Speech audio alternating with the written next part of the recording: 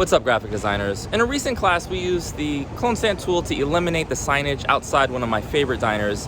Today, we're not going to use the clone stamp tool. Instead, we're going to use the content aware function to eliminate this signage, that clock, and reimagine this facade. Today, we're going to be exploring the content aware fill in depth, but first, let's take a look at the clone stamp tool, which we recently learned. And we recall that when we hold Alt or Option and then left click by defining the origin point, we can sort of click and drag and copy one area of the canvas to another. And so this is a great way when we find like textures in the background to eliminate unwanted objects. That looks pretty cool, and it's a methodical way to, get rid of whatever we want. However, it can be a little tedious, right? Well, I'm going to show you a far more efficient way of doing this. It doesn't always work, but when it does, it's pretty magical. So the first thing that I'm going to do is I'm actually going to draw my attention to Layers Palette. I'm going to press Command J, and that duplicates the layer. And so we're going to make a selection right around the classic diner. And then I want it to be a relatively tight selection, so I'm going to subtract some of the areas where there is no text. And because what we're going to be doing, in addition to exploring the content-aware fill, is that you're going to come up with a new business for this particular structure. It doesn't have to be a restaurant. It can be something new and unique and fun. All right, great. So now when we right-click, and if we select Fill, to the right of Contents, we've got Content-Aware Fill. But just for the sake of this tutorial, if we selected Foreground Color and we pressed OK, it would fill with red because red is in the foreground color in the tools bar on the left side. We don't want to do that. I'm going to press Command Z. We're going to right-click. We're going to return to Fill. And instead of foreground color, we're going to make this Content-Aware. And when we press OK, and wait just a moment, would you look at that? So it filled just about everything, except you'll notice that some of these bars, some of these like handrails, these railings from the bottom, made their way up here in the top, and that's because it's drawing from like colors, shadings, and textures from other elements of this region. And so when I press Command D and I make a new selection, and right-click, and we'll do Fill once again, and I'm going to press OK. There you go. Would you look at that? So that worked relatively well. So once again, if I make a selection around these little guys right here, right-click, and I press Fill, and press OK, it's gone. Amazing. Would you look at that? Now, it doesn't always work, as is the case with this clock. So instead of the rectangular marquee, I'm going to use the lasso tool, and I'm going around the edge. I'm not hugging it too closely, but I am, just making a selection just around the perimeter. That looks great.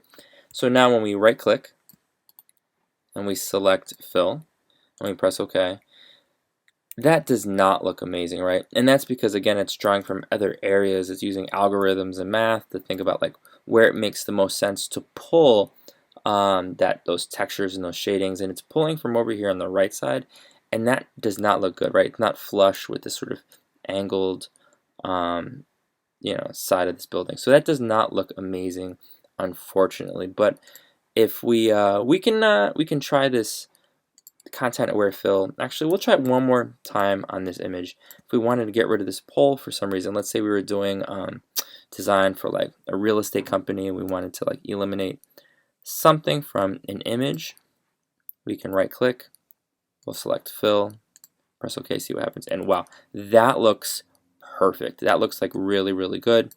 And one last time for good measure, if we use the polygonal lasso, and I'm just getting along the edge of this shadow. Boom, boom, boom. Let's see what happens. So I'm clicking, right click, Fill, OK.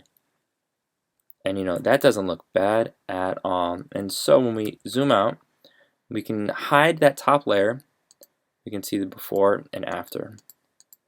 Wow, that looks really, really cool. So this is a very powerful tool. So you guys are going to experiment with the content aware fill on these cows. You're going to experiment maybe on these dolphins. And what's unique about these dolphins, we'll do this twice, is that this dolphin is covering two different backgrounds, two different textured backgrounds. So we'll start with this dolphin on the left side. I'm just going to use the regular lasso. And I did not press Command J. You guys are always going to press Command J to duplicate that layer, right? So I'm going to right click, I'm going to select fill, and I'm going to press OK. And wow, that looks pretty freaking incredible. I'll take a moment now to press Command J. And now we're going to get this dolphin flying through the air. It had to pick up a lot of speed to get this high up. What a vertical leap. Right click, we're going to select fill. We're going to press OK. And that, honestly guys, that's pretty tremendous. So I'm going to zoom in just a tad, and that looks really good right here. I might press S to pull up the clone stamp tool, right click, drop the size, and then define a new point for right here. Okay, and that looks pretty awesome right there. All right, cool. All right, so how do I use the content aware fill and the clone stamp in my personal life? Well, here we got a photo of my two boys after a soccer game a few years ago. Would you look at this brotherly love? So this is Caleb on the right, Mason on the left, and as like moving and like emotionally stirring a photo as this is, there's some elements that I don't love. There's this guy I might want to get rid of, and there's this garbage can. So the first thing I might do is simply press C, and we can just sort of shift this over, and now all of a sudden we can apply a composition technique known as the rule of thirds.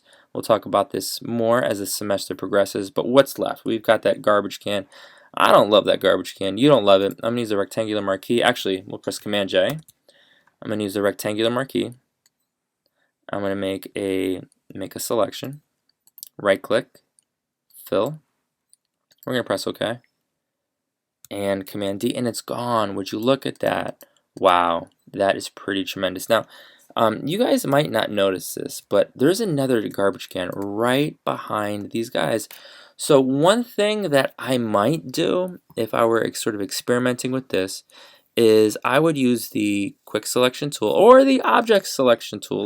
We'll try that real quick. We're always experimenting. Let's see what happens. Beautiful. All right. So we've got this object selection right around Caleb and Mason, and now what I'm going to do is I'm going to press Command-Shift-I to invert this selection.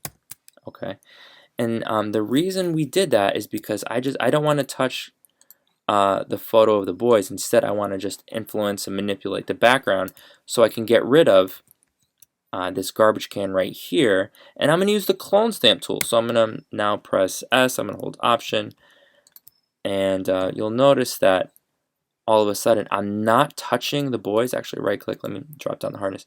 I'm not touching these guys. I'm not adjusting them at all, but I am able, like when we zoom in a tad, to get right up to the edge, but it's not messing with them. If I press Command D to eliminate that selection, I'm holding Option, left click. Now all of a sudden it's going over them. That doesn't look amazing, right? That doesn't look good. So we're going to use all sorts of selections. We're going to think critically about the images that we have. I can't wait to see your work. Good luck.